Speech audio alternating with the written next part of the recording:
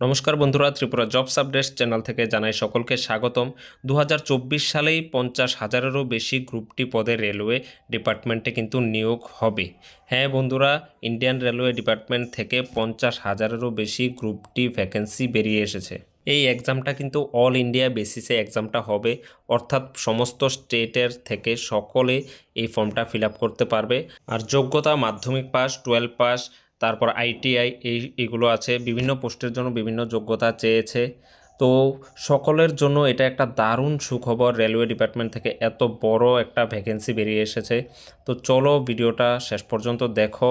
এই ভিডিওর মাধ্যমে আমি তোমাদের পুরোটা নোটিফিকেশান এক্সপ্লেন করে বলে দেব যে কি কি ক্রাইটেরিয়া রয়েছে, এলিজিবিলিটি ক্রাইটেরিয়া, এজ লিমিট কত, কোন পোস্টে কি আছে, কতটা পোস্ট, স্যালারি ডিটেলস কত, সব কিছু এই ভিডিওর মাধ্যমে আমি তোমাদের সামনে তুলে ধরবো। তো ভিডিওটা শুরু করার আগে চ্যানেলে যদি নতুন হয়ে থাকো তাহলে অবশ্যই চ্যানেলটিকে সাবস্ক্রাইব করে দাও আর একটি লাইক দিয়ে পাশে থাকবে। এলিজিবিলিটি ক্রাইটেরিয়ার মধ্যে প্রথমেই রয়েছে এজ লিমিট। এজ লিমিট হচ্ছে 18 থেকে 33 বছর পর্যন্ত। তারপর এসসি এসটিদের জন্য এজ রিল্যাক্সেশন থাকবে 5 বছর, আর ওবিসিদের জন্য থাকছে 3 বছর গভর্নমেন্ট রুলস অনুযায়ী।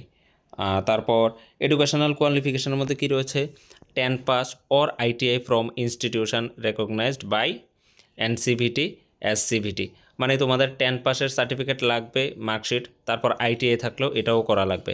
যারা যারা আইটিআই করে রেখেছো তারাও কিন্তু ফর্মটা ফিল আপ করতে পারবে, আর যাদের আইটিআই নেই তারাও কিন্তু ফর্ম ফিল আপ করতে পারবে শুধুমাত্র মাধ্যমিক পাস হলেই।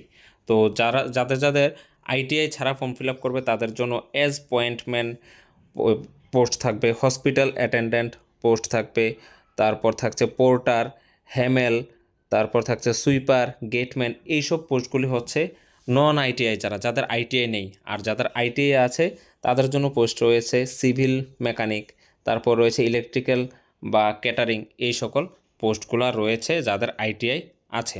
তারপর দেখে নিচ্ছি সিলেকশন প্রসেসটা কী রয়েছে। সিলেকশন প্রসেসটা রয়েছে সিবিটি, পিইটি আর ডকুমেন্ট ভেরিফিকেশান। সিবিটি মানে তোমাদের কম্পিউটার বেসড টেস্ট হবে, তারপর পিইটি টেস্ট হবে, পিইটি কি ফিজিক্যাল এফিসিয়েন্সি টেস্ট হবে, তারপর ডকুমেন্ট ভেরিফিকেশান হবে। যারা যারা সিবিটি এক্সাম ক্র্যাক করতে পারবে তারাই কিন্তু পিইটিতে ডাকা হবে, তাদেরকে ফিজিক্যাল এফিসিয়েন্সি টেস্টে ডাকা হবে যারা সিবিটি এক্সাম ক্র্যাক করবে। তারপর এই দুইটা ক্র্যাক হয়ে সারলে সিবিটি আর পিইটি যদি হয়ে যায় তাহলে নেক্সট তোমাদের ডকুমেন্ট ভেরিফিকেশানে ডাকাবে। ফিজিক্যাল এফিসিয়েন্সি এক্সামটা তোমাদের কিভাবে হবে দেখে নাও। তোমাদের মেলদের জন্য হচ্ছে 35 কেজি ওয়েট নিয়ে 100 মিটার তোমার দৌড়ে যেতে হবে 2 মিনিটসের মধ্যে। আর ফিমেলদের জন্য হচ্ছে 20 কেজি ওয়েট নিয়ে 100 মিটারেই দৌড়াতে হবে সেম টাইম 2 মিনিটের মধ্যে।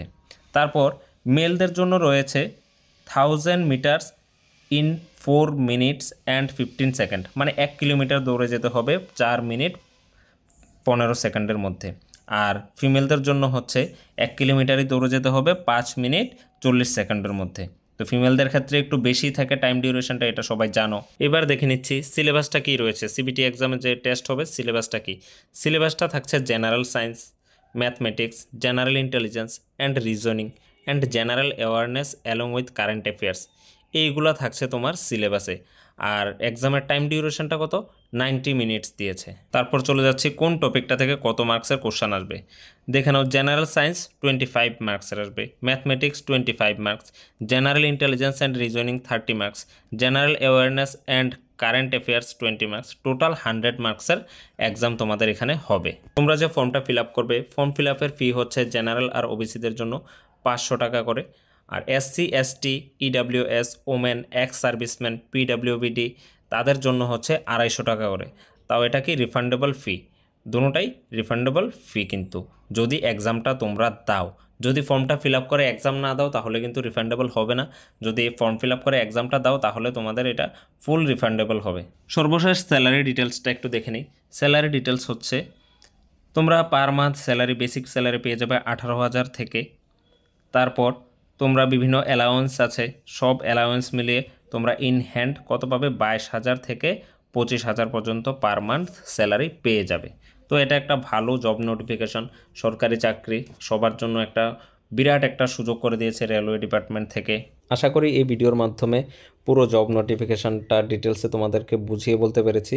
আর এরকম যদি আরও সরকারি চাকরির নোটিফিকেশান পেতে চাও ত্রিপুরার ছেলেমেয়েরা, তাহলে স্ক্রিনে তোমাদের আরেকটা ভিডিও শো করছে, তাড়াতাড়ি গিয়ে ওই ভিডিওটা দেখো, তোমাদের অনেক হেল্পফুল হবে। আর এই রেলওয়ে গ্রুপটির জব নোটিফিকেশনটা যখনই পাবলিশ হবে, যখনই ফর্ম ফিল আপ শুরু হবে, তখন আমি ভিডিওর মাধ্যমে সব কিছু বলে দেবো, কিভাবে কি কি করতে হবে, কিভাবে ফর্ম ফিল আপ করতে হবে, সব কিছু ডিটেলসে আমি তুলে ধরবো তোমাদের সামনে। তো এটা করার জন্য, পরবর্তী ভিডিও পাওয়ার জন্য আমার চ্যানেলটিকে তোমরা অবশ্যই সাবস্ক্রাইব করে দাও, একটা লাইক করে বেল আইকনটিকে প্রেস করে পাশে থাকবে সবসময়। সবাই সুস্থ থাকবে।